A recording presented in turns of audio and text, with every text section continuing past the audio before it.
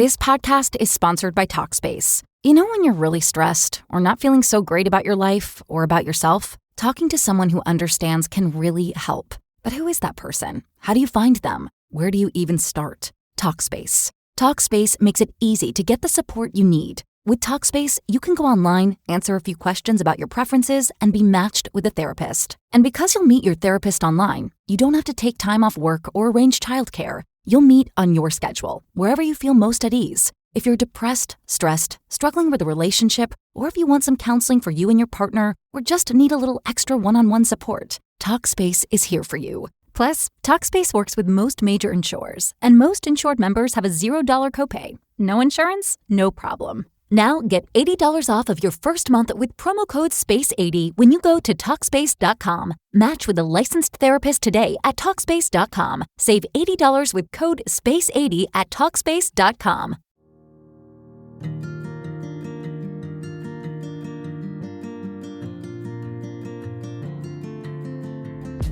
Hello, everyone, and welcome back to the Energy to Heal podcast. My name is Laura, and I'm your host, as always, and I'm here with a part 2.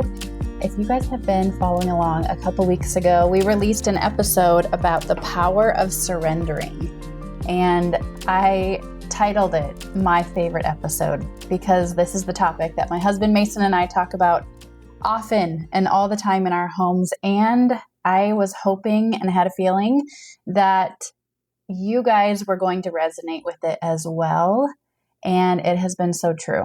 So we're back with a part 2 talking about the next layer of the power of surrender. So Mason, thanks for being back again. Happy to come back. Thank you. I have to tell you, I have had more comments, more texts, more emails on that episode than probably the whole year. Wow. Yeah. So I just think this topic is hitting deep with people. Yeah. Like, I was just thinking today during school drop-off, like the level of overwhelm that I feel on a daily basis. And like, my thing is, if I'm going to keep surrendering, it's this like laying all the expectations off of me down. And that level of overwhelm creeps in so quickly, so fast. And I was just thinking, like, I don't think we were designed to live in this world where we have 100 things on our to-do list every day and live half your life in the car and all the internet coming at you, all the news coming at you. We live in a stressful, overwhelming world. And so I think this message of surrender is a big deal because people need to hear it. I think we're all overwhelmed. Yeah. We're all, if we're not trusting Jesus, we're overwhelmed and we're scared, and it can almost like freeze you up.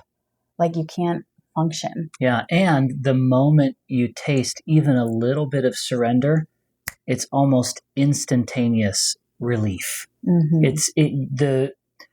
The gap between when you surrender and when you experience relief is instant. Yeah. So I think when people experience that, they're like, that was an exhale I really needed. Yeah. But one of the things I thought we could talk about is, if you haven't listened to the last surrender episode, go back and listen to that one, first of all. So I want to talk about, where does surrender bring you? Because I think the way that a lot of our minds have been trained is that anything you let go of falls into chaos. It falls into a worse state. And so the only way to keep things in a better state is to hold on to them, manage them, try and keep them all going in the right direction. Mm-hmm. But if I took this pencil, which I'm holding in my hand right now, and I dropped it, I let go of it, I surrendered it, it would instantly fall to its lowest base ground reality. It would fall to the lowest place available.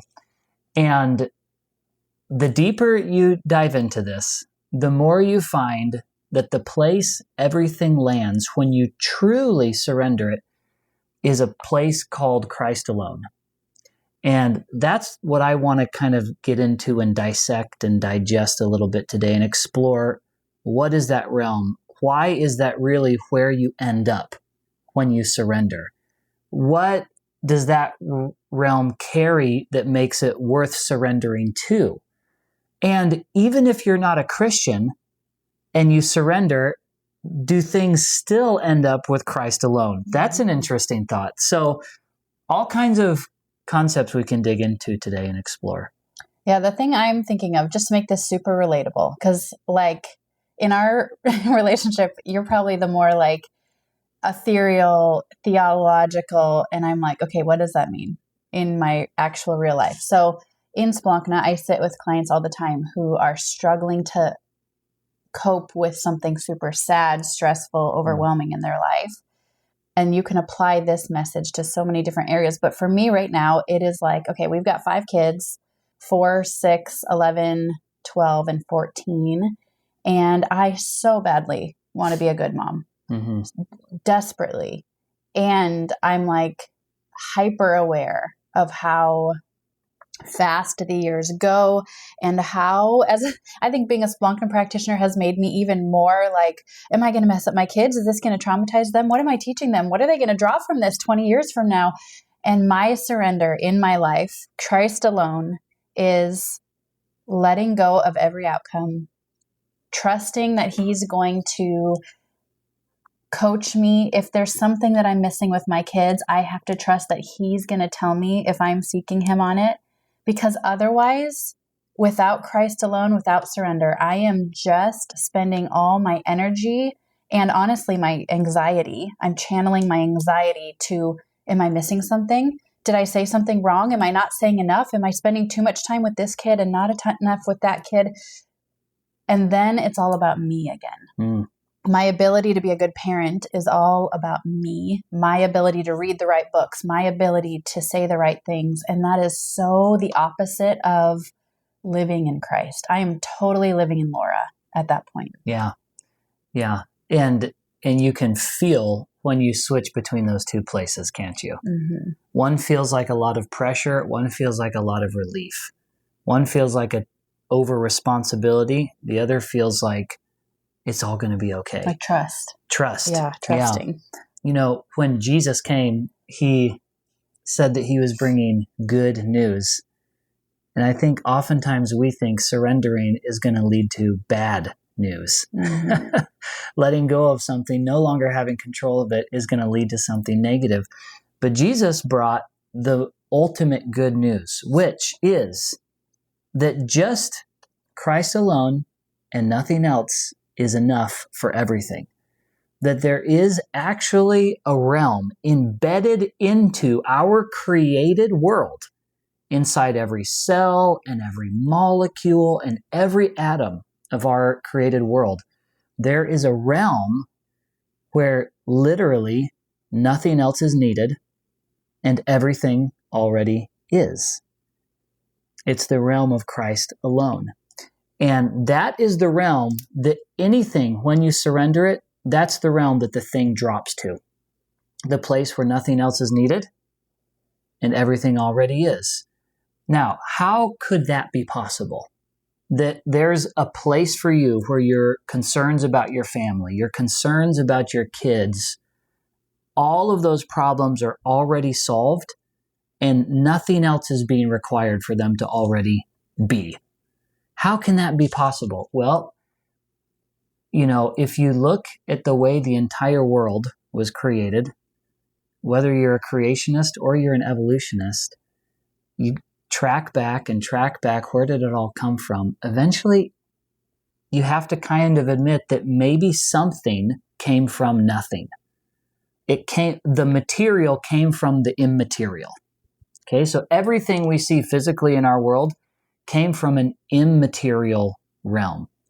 In Genesis, it says that the Spirit of God was hovering like in the dark over water. Just like there was like this presence of potential, but nothing had emerged out of it yet.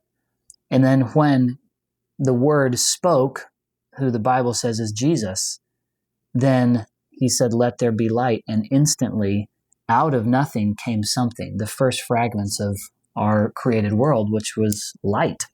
So when you surrender to this place, you end up in a place where everything that was created originally came from. I want to make one more parallel to this, and then I want you to help connect it to the practical. So there's a great verse in the Bible where it says, before you were formed in your mother's womb, he, God, knew you. So what this means is, again, this same principle of something came from nothing. The material came from the immaterial. Before a single cell had been placed onto your existence. Before the moment of conception that created you, he knew you. Before you were ever a thing, a being, before you were ever a human growing in your mother's womb, he knew you. You were. And that place is the place that we all honestly, truly crave. It's the place where it's just purely us. There was no thing else needed. It was before any things were added to us, before any good memories or bad memories, before any wounds or pain, before any successes or failures. There is this you that came from Christ alone before you were ever formed. Mm-hmm. And anything you surrender starts to go into that realm where nothing else is needed because it already is. Before anything else was added to it, it already is. There's a fantastic book, and the title of the book is Jesus+Nothing equals everything. And this is that concept that living in Christ alone is living in your perfect being. So everyone who's like searching for, just be you, right? It's a search for authenticity. It's a search for being in a state of genuinely who we actually are. That can only come by surrendering to that realm before anything was added to it, the realm of Christ alone. And that's where true freedom comes from. Mm-hmm. It's the only place where true freedom comes from because it's the only place that doesn't need anything else added to it. Yeah, it makes me think of in a Splankna setting, in the Splankna lens of this, just this week was sitting with somebody who is so overcome with regret from a season of their life where they walked away from the Lord and they made all these decisions that affected them in a big way. And the way that I visualize this Christ alone thing is like that version of you that was in the womb before you had ever sinned, before you had ever made a bad decision. That version of you is Christ's design. Yes, and is still perfectly present within you. Yeah, and then life happens and you make dumb choices and you sin because your flesh and because this world and the fallen world we live in. And I see those as I think Sarah Thiessen gave this visual of these traumas are layers of these wet, heavy quilts that have been placed on top of the truest version of you. Mm. But that doesn't mean this heavy, gross quilt is you. Mm-hmm. It's an effect that has been placed on you because of life, because of sin, mm-hmm. because of this fallen world. And so when Jesus says, you are forgiven, you are pure before me, you've been set free, if all you can see is the quilts and you've attributed those quilts to who you are, you're never going to believe Jesus. Yeah. And he's not talking about all the effects of life. He's talking about the person he created you to be. The thing he has offered for you is to live from that original design. Mm-hmm. Separate from the gunk that weighs people down, makes people feel terrible about who they are, makes people hide in shame or self-sabotage out of punishing themselves. And the enemy is always going to point you to the quilts. Mm-hmm. He'll be like, yeah, but don't you remember in 2020 what happened? Don't you remember what you said to that person? Don't you remember what you thought, what you did?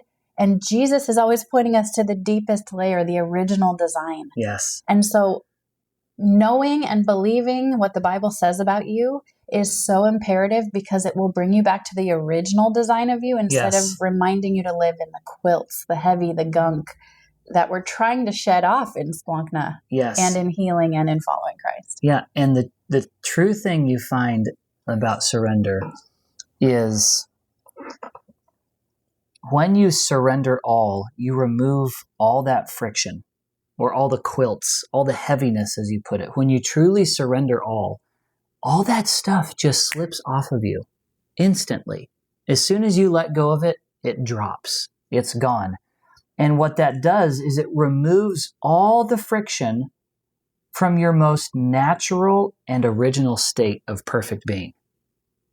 So instantly, it's like, think of a hose that's been kinked.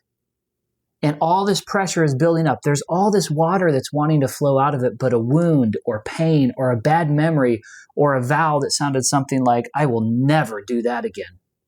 All of a sudden, instead of having that in your control and trusting in yourself and trusting in your own interpretation of what happened, you just let go of it, even beyond your own understanding, even beyond the level that may feel responsible. Mm-hmm. True surrender requires you to surrender beyond a level of responsibility, because it's no longer about self and control. It's about self letting go.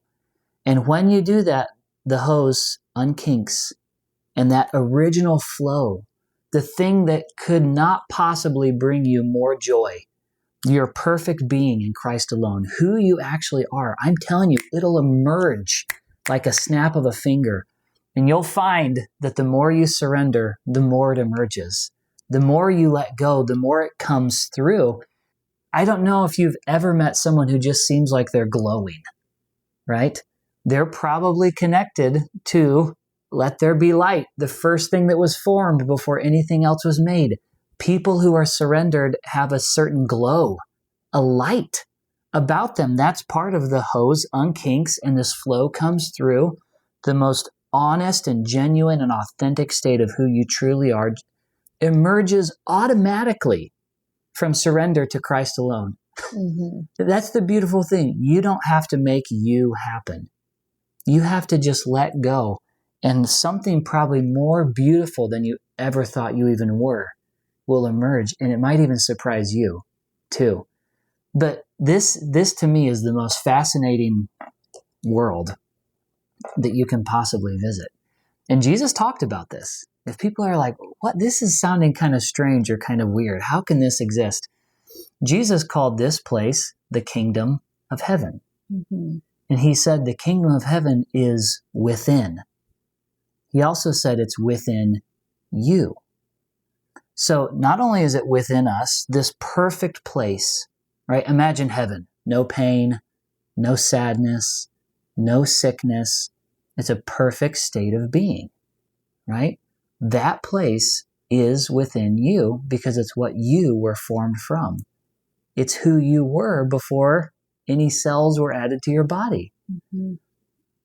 And when we align with that original place of creation, the kingdom of heaven, all of this greatness starts to emerge, and we come into capacities to experience immeasurably more than we could ever ask or imagine. We're able to receive life instead of try to control life. Better things come to us than we could ever go and get ourselves.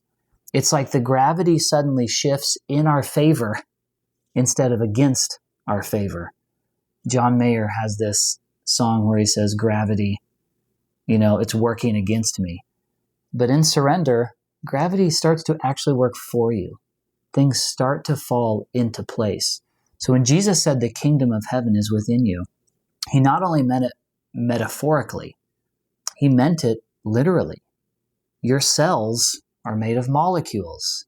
Your molecules are made of atoms. Those atoms are made of subatomic particles.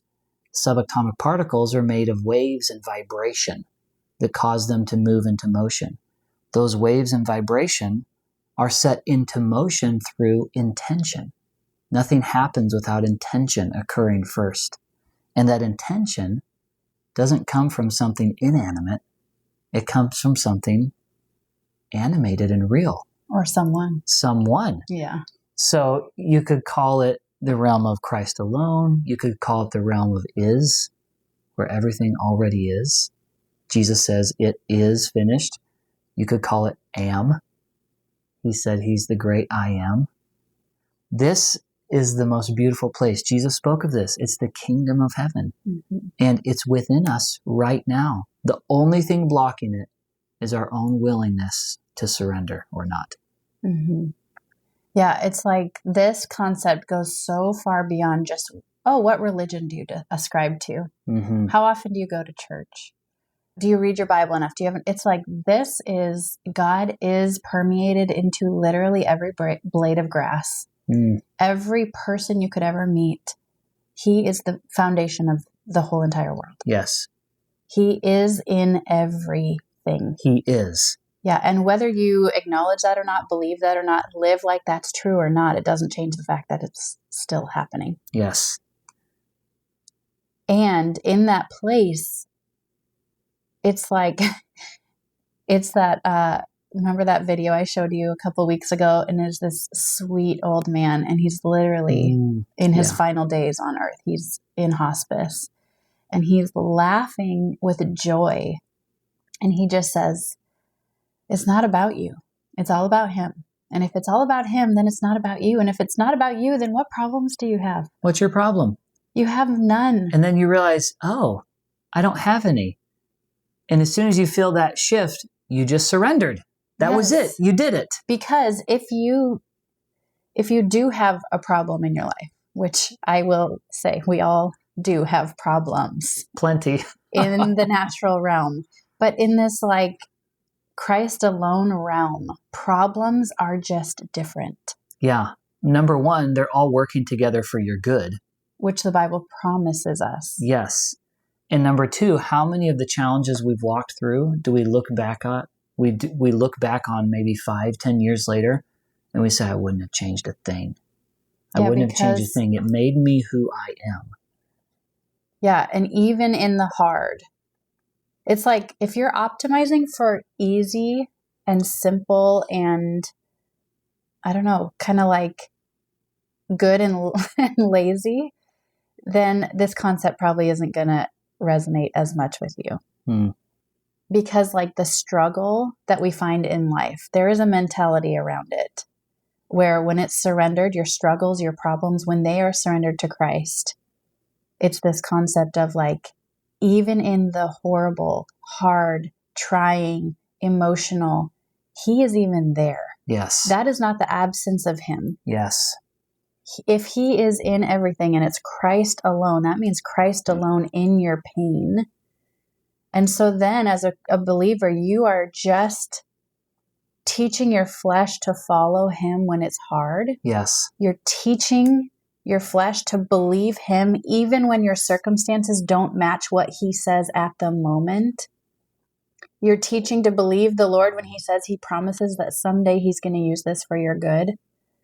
You're teaching your flesh to lean on this concept that his ways are higher than our ways. He doesn't think about life and money and humans and relationships the same way we do. Come on.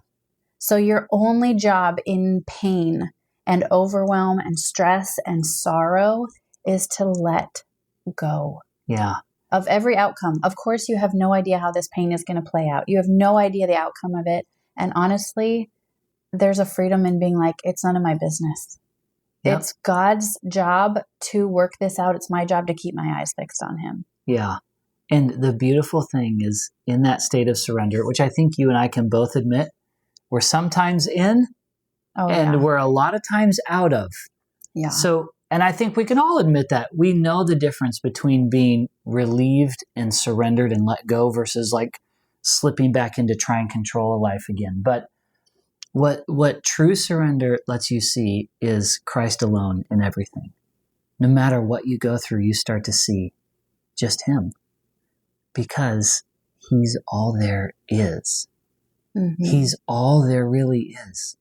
Even in the darkness, even in the badness, somehow surrender lets you peer through the layers and see the current underneath. There he is, working everything together for my good. Mm-hmm. And even when you can't see it, you trust beyond your own understanding that it's there somewhere. But surrender lets you start to see and experience Christ alone all around you.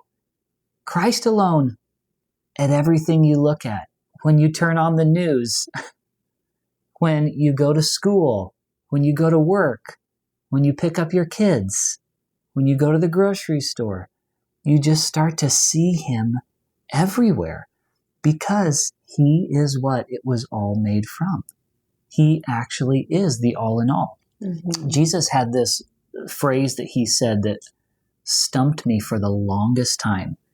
But he said, when your eye is single, your whole body will be full of light. And I've always thought, what does that mean? And what I feel like he showed me the other day is it means when all you see is Christ alone, it's single. That's it. That's all your eye sees, is just him everywhere, which happens through surrender, letting go, right? When all you see is him, your whole body is full of light. Your whole world becomes full of light because it was all made from light in the first place. Because he is in all of it. It actually is all him to begin with. Mm-hmm. You're actually connected to reality then. It's like it's a facade that it's all separate. Yes. You have to resist the facade.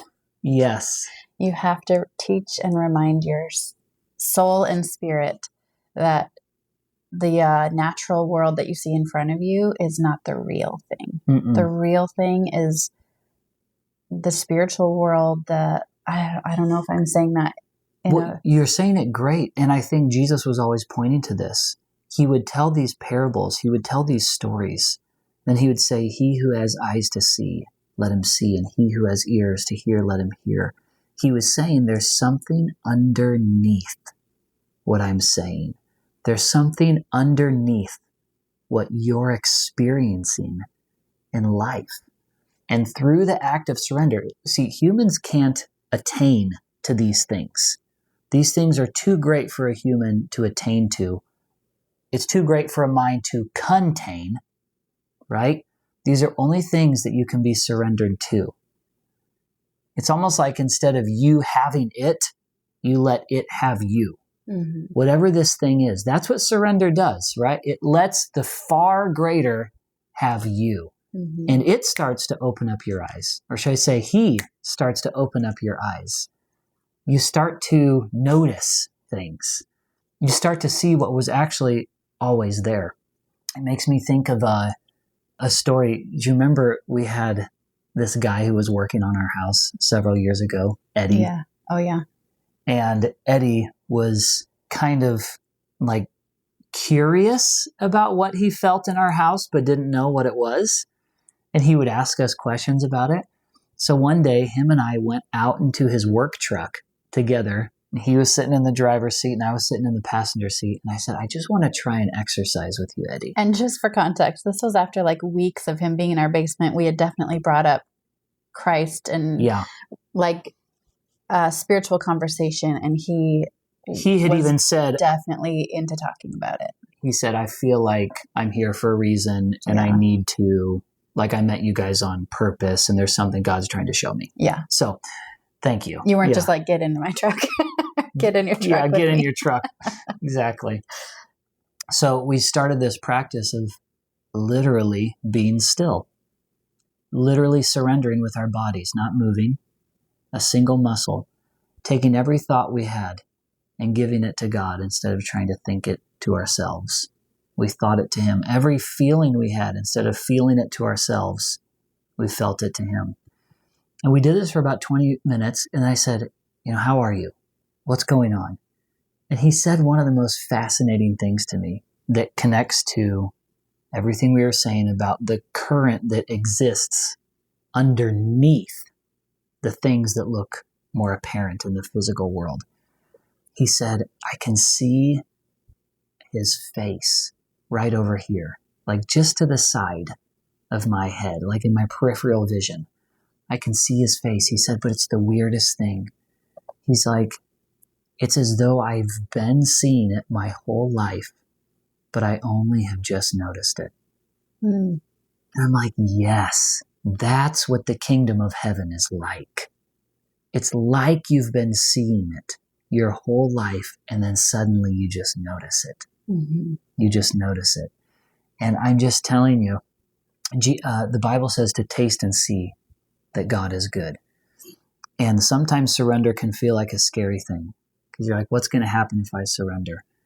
But in business, one of the things I've learned is, how do you know if you can trust someone?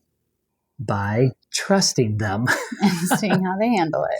Yeah. And then you find out if you can trust someone, but you might trust them with a nickel before you trust them with $100 bill, right? Mm-hmm. So if you're like, this sounds intriguing to me. I would like to know what it's like to experience this freedom, this most authentic state of being, the gift of the good news of Christ alone, that nothing else is needed and everything already is. I'd like to know that, but that's a big risk to let go of my life. Let go of something small. Start there. Pick something in your life that's bothering you and annoying you, upsetting you. You can tell it's not positive, and practice letting go of it. Okay, let's make it practical. Yeah.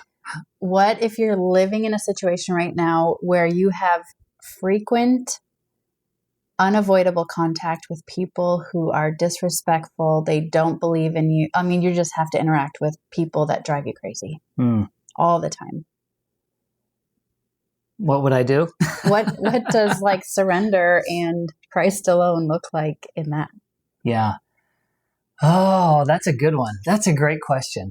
So the first thing is the first part of surrender is acknowledging the attachment. What is it about these people that gives them so much control over me? So that would be the first thing I would think about. What is it about them? Because they don't have control of me. I have control of me. Why is it that when I'm around them, it's like they're my God who can just pull all my strings and move me however I want? That's an interesting question. Especially if it's someone who really does have control over you, like a boss. Like they do kind of have a say. But what I hear you saying is there's a place to live from where other people don't get to dictate your emotions, your mood, your joy, your peace. Yeah. And if you're attached to these people who have so much power over you, you probably aren't fully attached to Christ. You're still learning how to be unattached from people in the world and attaching to Christ. Yeah. So the things that annoy you most, in this case, the coworkers who just drive you crazy, what you most need to find is hiding where you least want to look. So if you go to just like, why does this person drive me crazy? Okay. Underneath that pain is some sort of understanding about how you can be free. But you won't find it until you face the pain instead of turn away from it or try to avoid it or try to stay away from it. Or some people will be in bad relationships and they'll think, I'm just going to break up with them. And then they repeat the relationship, the same thing again, because they never actually faced the problem. Mm-hmm. They just avoided it, and their life goes on repeat over and over and over again. So the first thing I would do is I would maybe sit in a chair and I would imagine this person that drives me nuts. And I would pay attention to that feeling. I would start to notice it like I'm an advisor of my own life. So I'm observing it almost from the outside in, that feeling. I would pay attention to what part of my body do I feel that feeling in, of just, I hate them, or I hate what they do to me. I would start to notice, where do I feel that in my body? Almost always, when you start to feel those feelings and really notice them and face them, oftentimes a thought will come to your mind. It could be a single phrase. It could be a memory that suddenly pops up into your mind. And then start observing that. How does that phrase, I hate this person, connect to this feeling? Or maybe you hear a phrase like, yeah, they're right, I'll never be good enough. It's like, oh, where did that just come from? I'll never be good enough. Oh my gosh, you know who that reminds me of is my dad. Or you know who that reminds me of is, and you start to go underneath, right? This like one of the themes of this podcast, I feel like, is look underneath. Mm-hmm. Look underneath. You start to go to deeper and deeper layers, because the deeper you go, the closer you get to the truth. Where is this coming from? And it might be, I need to forgive my dad. It might be the most surprising thing And as soon as you surrender that little string that used to be connected to you that could hold you like a puppet and move you around is no longer connected to you. And the next day you go to work and he's still just as annoying and he's still just as much of a loser. But suddenly you kind of look at him and you're like, yeah, you're kind of funny. It's weird that you've chosen to live your life that way. And that's how much it affects you. And you're free. And you're free. Yeah. Yeah. All of a sudden it's his problem and not yours because you clipped the tie. Yeah. So that is a very non-Splankna way of describing Splankna. Like you could literally go to a Splankna practitioner and be like, I have this person that I have to interact with on a very frequent basis and they drive me crazy and I don't know why. You can literally work on that in a Splankna session because Splankna helps you find the original pain point. Who does this person remind you of? What is it triggering in you? What insecurity is it bringing up for you? And when you can heal that and cut that tie, like Mason's talking about, then you don't get triggered as easily by the coworker or by the person. I think another way to say like why Splankna is so helpful, it helps you break attachments to anything except for Christ. It helps you break the insecurities, the pain, whatever. Which gets you into your state of greatest authenticity and the state of living in perfect being. One thing I keep hearing this whole conversation circulate around is like, the thing that is the loudest and feels the most true is not the most true. That's good. And in this world that we live in, if we truly are spiritual beings first, but we're having this temporary physical experience on this planet for however many years we live, then that means this material world, this natural world, the feelings, the emotions we have tied to our finances and our health and our people and our circumstances, they all are like the bright, shiny, loud siren lights that are going on in front of us. The most obvious thing. Yes. Yeah. And then growing in your faith with Christ is learning that all of that is just at the surface and there's a truer, deeper thing that's happening on the foundation. Yeah. And most people that are burnt out, frustrated, mad at God, feel deserted by him, are just looking at the flashy lights at the top. Yes. Yes. It's and surrendering is letting go of the flashy stuff on the top and going to that basement level, that foundational level. Yes. Which oftentimes comes from a still small voice. Yeah. Not the loudest voice in the world. Yeah. It's like if you try to address all the problems in your life in your own energy, you're going to run around trying to shut off every blinking light, trying to figure out how to silence every siren. You're going to be frantic. You're going to be anxious. You're going to be mad and exhausted. Or you surrender to this Christ alone place, which is in a different realm. Yes. And instantly down there, all the lights are off and all the sirens, you can't hear them anymore. Mm-hmm. And so it's human nature to crawl up to the flashy part and to live from this external, what feels the most true, what looks the most true. Yes. And we have to constantly remind ourselves to go to the foundation. Yes. It's like coping with something is the experience of trying to continue dealing with it without letting go and staying at that most surface level of existence. Yeah.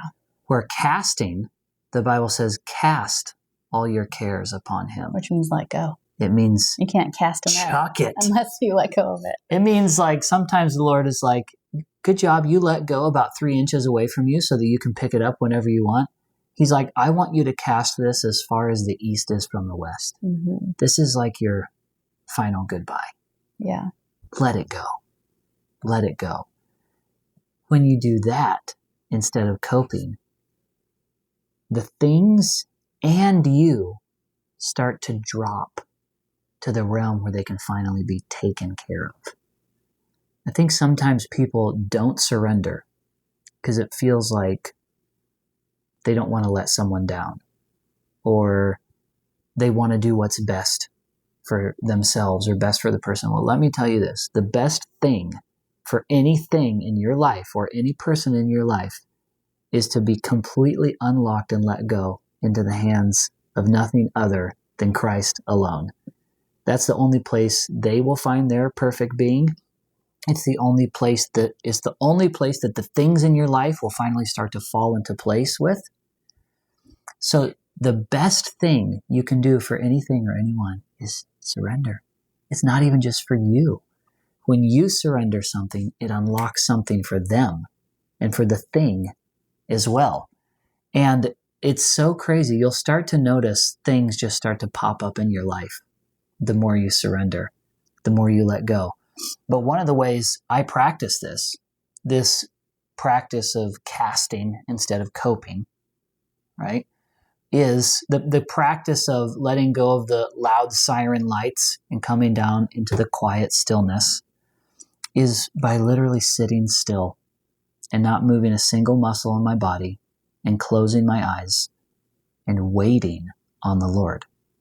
Every thought that comes, I just think it to him and I give it to him, and then I wait for his response. Every feeling or nervous energy that comes, I just let go of it and I hand it to him and I wait for what he has to say. And that has this profound impact of making him the leader of your life and you the follower or the recipient, instead of you the leader and him the follower, right? When you wait upon the Lord, just make your whole body still. I've talked to some of the most brilliant people in the world, people who've worked for Google and built algorithms for some of the most challenging problems in our world. And they've told me that far more challenging than solving any of those problems is sitting still in a chair with their eyes closed, doing nothing for 30 minutes. It's so amazing to me, because when you do that, all of a sudden your internal world starts to confront you. All that energy in your body that hasn't had anywhere to go starts to come to the surface.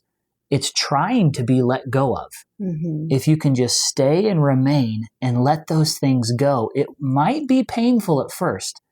You might just feel tons of distractions. You might feel tons of annoyance. You might be like, what the heck am I even doing? Sitting still doesn't get you anywhere in life. I've got to get to activity again. And all these things. But if you can set a timer for just 20 minutes and just sit there, and anything that comes, let it go. Anything that comes, cast it as far as you can away from yourself. Give it all to him. I want to encourage you to taste and see that he is good, and that his good news is actually good news. That just him is enough for everything in your life. Start surrendering something for 20 minutes. Practice letting go of it completely like you'll never see it again. And watch what happens. Let him in his realm prove himself true in your life. And I promise you, the more you taste it, the more you will want it. And you'll be like, you'll switch from should I surrender to why am I holding on? Why would I want to keep these things? If I can receive infinitely more than I could ever acquire or get or achieve or figure out, why wouldn't I start letting go of so much more? And that's when the dominoes start to fall in your life and you really start to experience Christ alone. All around you, you feel safer than you've ever felt before, even in the same circumstances you were in. You feel safer because you can just see the goodness of God working on your behalf, working all things together for your good, for you. I think that's the gospel, Laura. I think that's the good news, that just Jesus is enough for everything. So you can surrender all to Christ alone. Yeah, and if it's just Jesus, then it's not up to you. The good news is it's not up to you. Yes. The good news is your life is not up to you. 100%. And it's actually funny to think that we think it is, because I can guarantee you the one person who didn't create you is you. No one made their own life. Everyone is a recipient of their life. Their life was given to them. And as soon as you try to be the source of your life, the one making your life happen, you enter into an instant state of friction. and difficulty compared to when you acknowledge, I never made my life, I never made myself, I'm the recipient of my life, and you let life actually be given to you, greater things will start to happen than you would have ever asked or imagined. Yeah, and I think 2 reasons why people don't live from that place is, number one, because we don't trust God. Like, I feel like, God, you've let me down in the past, and so I need to steer a little bit. I have to be at least mostly in control, because nothing's going to get done if I'm not. But the other reason people might not live in this place is this feeling, and I know we've all felt it, of like, I want to make God proud. I want to impress him. I want to be a good Christian. I want to be sanctified. I want to take this life that he's given me and be a good steward of it. And that is amazing, but it can also walk this very fine line of performing, trying to earn approval, love, salvation from the Lord. And that, again, I think is an enemy trick. Totally. To keep us focused on ourselves, because then who gets all the credit? We do. We performed. We were amazing. We worked hard. So there's this fine line between getting all the glory for your own life because you pursued and worked hard and did all the things just to impress God.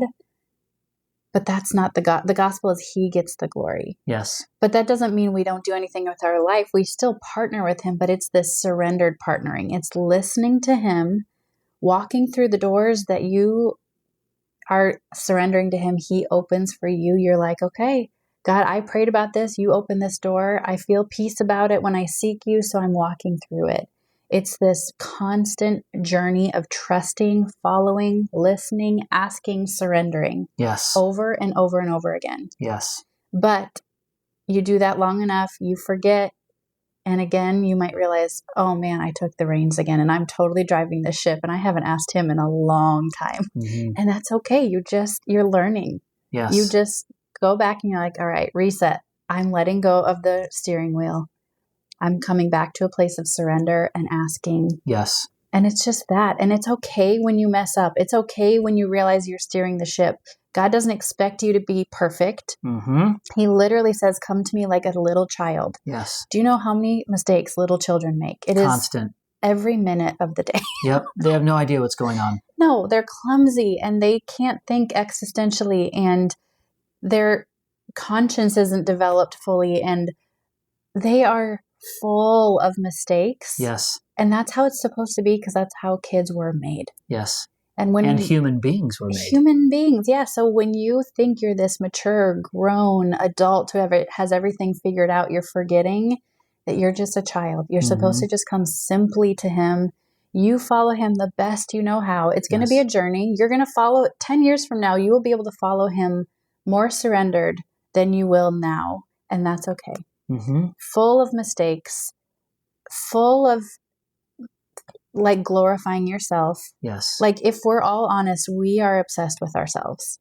Everything is from our own perspective, our own view, our own ability. And part of the like maturing as a Christian is just learning that it's just not about us. 100%. And there's something so freeing in that. But man, I'll tell you what, the enemy will always point out the ways you messed it up, the ways you made it about you, and he will shame you for it and guilt you for it. And the proper response to that, I think, is just like, instead of like, when you hear that condemnation voice of like, you messed this up, you didn't do this right, you made this all about you, and you're starting to feel full of guilt and conviction and shame, just be like, yeah, you're right, because I'm still learning. Thankfully, there's no condemnation in Christ. Yep. Thankfully, Jesus doesn't hold that against me. And my mistakes are actually a pleasing aroma to him, because without them, there would be no room for his grace. Yeah, don't confuse mistakes with rebellion. Yes. In a surrendered state, my mistakes are a pleasing aroma to him. Yeah, if you're following Jesus the best you know how and you make a ton of mistakes in the process, that is very different than driving your own life and living this rebellious, I don't need you, I'll figure this out on my own kind of life. Yes. And in surrender, you find that that state of perfect being does not mean perfect doing. Mm-hmm. It means freely being imperfect. That's what perfect being is for a human. And like you said, it exists in a surrendered state. I keep seeing this picture the more and more we talk of what is it, a seesaw where the kids get on? Mm-hmm. And in the middle is called the fulcrum. And the fulcrum of life is and will always be surrender. Always. That will never change. When you are living for self and you are unsurrendered, life is working against you. It just is. That's all the negativity you're experiencing. It's all the difficulty. It's the unnecessary complexity and friction in life. But when that seesaw tips the other way, things start to fall into your favor. And it only happens through the fulcrum of surrender. It makes me think of how when Peter was on the boat and Jesus was walking on the water, and Peter says, if it's you, if this is really you, God, call me to walk on the water. And Jesus said, come. And if you think about it, you can be someone who like dangles your leg over the edge and is like, look, I'm surrendering. Look, I'm surrendering. I'm doing so good.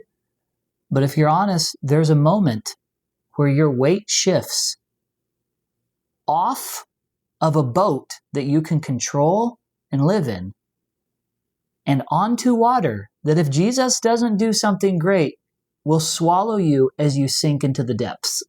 Mm-hmm. That's true surrender. You can feel it. When you've reached that point of kind of no return, and the fulcrum starts to switch. You move from the boat to the water. That's the moment. That's the moment. And anyone who gives their life to Jesus, that's what they're ultimately doing. They're saying, I've lived in the boat of my own life. I'm ready to step onto the waters of the things I don't understand, the things that feel immaterial, the things I don't get yet. But I'm going to trust you, Jesus, to hold me up in a way I could never hold myself up. Mm-hmm. And you can only do that by switching your weight from the boat to the water. That is the fulcrum moment of life. It is the ultimate decision and the ultimate shift for every human being who has ever existed and ever will exist, is that choice to surrender and tip into the world where Jesus has to be your all in all. Otherwise, it all falls apart. That is Christ alone. And even in Peter's example, he walked for a few steps and then he did sink. He made the mistakes. He did mess it up. And even then, Jesus reached down and grabbed him and pulled him up. And I almost imagine Jesus chuckling to himself that the whole situation was funny. He wasn't like, darn you, bad believer. You know, I think it was funny to him. Oh, you have little faith, right? As he lifts him back up. That's the moment we all have to choose. And it's the invitation into true freedom, perfect being, and the realm of Christ alone. And anyone can do it right now by just shifting their weight. Yeah, it's good. All right, I'm going to leave you guys with that exercise that Mason was describing. If you're a person who's always wanted to pray, be with God, and you're like, how could I pray for 20 minutes? I run out of words after 5. I can't be with God that long. I want you to try being with God in this capacity, this waiting on the Lord capacity that Mason's talking about. Sitting still, refusing to let your body move because your body will act as a distraction. Everything that comes to your mind, you think it to the Lord and you imagine it like a balloon coming up and out of your mind and lifting up to heaven, like you're releasing it. And those thoughts might not be holy thoughts. They might be like, they might even feel like sinful thoughts. They might feel like very mundane thoughts like, I forgot to unload the dishwasher. Or, I forgot to call this person back. All these thoughts are going to start coming out of nowhere. Just keep letting go. Just keep thinking them to Christ and surrendering. underneath all that initial panic thought, the floodgates opening, there will be something different. And even if no thoughts are coming to your mind and you're sitting in just quietness, just imagine you and the Lord sitting in a room together, just spending time together, just like how friends just be sometimes. And just like Mason said, notice what comes to mind. The Lord might have something to tell you that he's been wanting to tell you for years, but you haven't stopped moving for 10 minutes to even hear it. Just experiment with this. It's going to be hard at first, but Mason says all the time, this gets easier the more you practice it. It is a different way of praying. It's not this praying where you constantly talk. It's this being kind of prayer. I also want to leave you with this. If you are overwhelmed, angry, bitter, explosive, electric, and you're like, man, everybody talks about this Christian life being this healed and whole and peace-filled place, and I'm just not experiencing it, I would venture a guess that you might be living in that world where you're trying to cope with everything. You're trying to carry the weight of everything happening in the news and at your kids' school and with your health and your thoughts and relationships. You're trying to carry the weight of something that you are not designed to carry. Somebody said to me the other day, they're like, if God is the shepherd and we are the sheep, then we are not meant to carry a heavy load. Sheep are not weight-bearing animals, which I thought was so interesting, so good. We are not meant to carry heavy loads at all. Like, end of the sentence.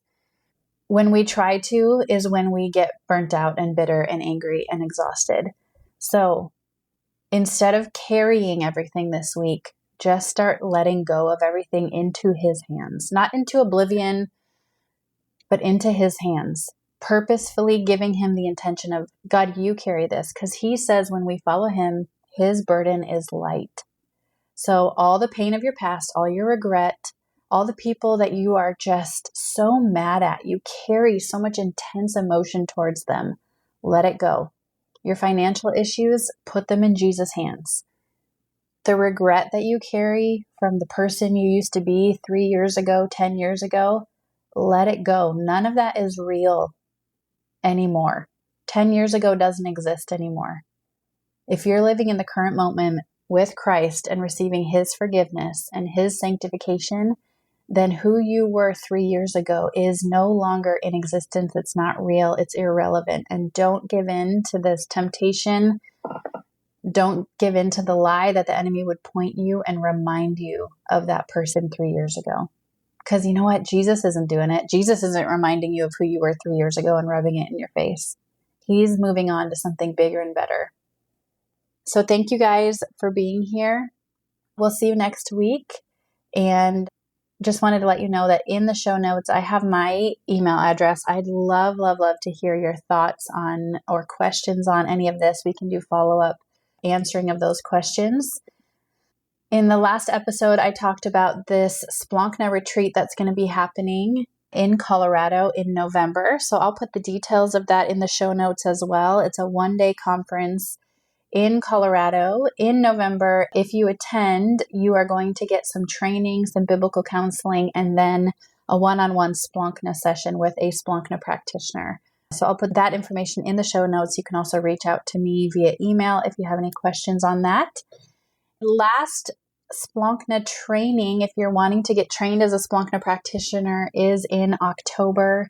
I believe you could still sign up for that. It's in 3 locations across the U.S., and I just got an email with some new Splankna dates for 2026 training. So I don't have my email pulled up to look at those now, but if you're looking for future trainings, you can get on splankna.com and look for some core trainings. That's the first level of training in your area for 2026. You can start praying about it, asking the Lord if that's something that he has for you. Anyway, thanks for being here. We'll see you next week.